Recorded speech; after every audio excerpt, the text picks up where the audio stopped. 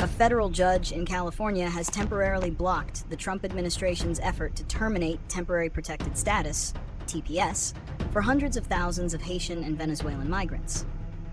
U.S. District Judge Edward Chen ruled that the Department of Homeland Security's DHS action, led by Secretary Kristi Noem, was unlawful. The judge determined that the administration had acted without proper legal authority and that its decision was arbitrary and capricious. The ruling effectively restores the legal protections and work permits for these individuals, at least for the time being. The case, brought by immigrant advocacy groups and TPS holders, challenged the administration's decision to reverse the TPS extensions granted by the previous Biden administration. The plaintiffs argued that the Secretary of Homeland Security lacked the statutory authority to unilaterally revoke these protections, and that the decision ignored the dangerous and unstable conditions in Haiti and Venezuela. The court agreed, citing that the DHS Secretary's actions were unprecedented and had failed to consult with the appropriate government agencies, including the State Department, which advises against travel to these countries due to violence and political instability. Reasons and consequences. The administration's attempt to end TPS is rooted in its broader immigration agenda, which views the program as a de facto amnesty that has been abused, exploited, and politicized.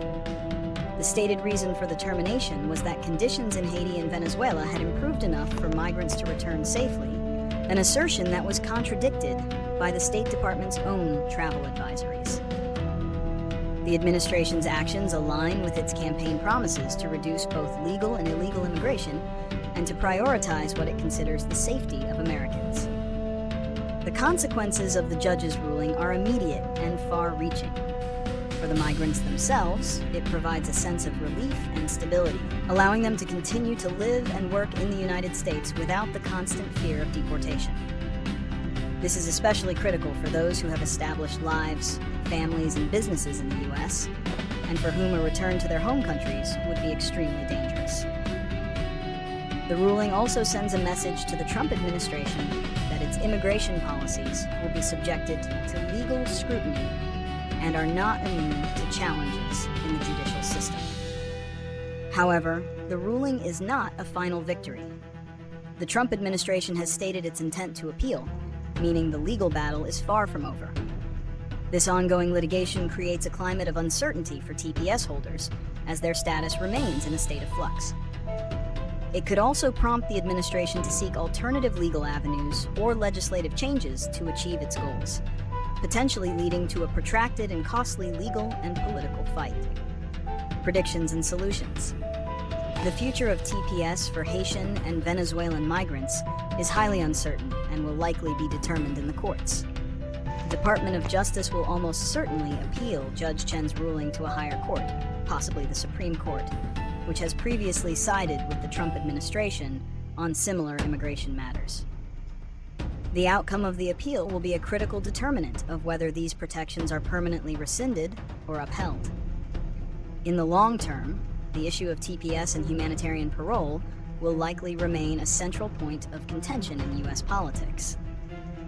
The Trump administration will continue to argue that these programs are an abuse of executive power, while immigrant advocates and Democratic politicians will maintain that they are a necessary humanitarian tool to protect vulnerable populations. The ultimate solution to the legal and political limbo faced by these migrants would be a legislative one. Congressional action could create a pathway to permanent residency for long-term TPS holders, which would provide them with stability and allow them to fully integrate into American society. Bills proposing such solutions have been introduced in the past, but have faced significant political obstacles. For the migrants themselves, the immediate solution is to continue to consult with legal counsel and to prepare for all possible outcomes. While the court's ruling provides a temporary reprieve, they should be prepared for the possibility that their status could be revoked again on appeal.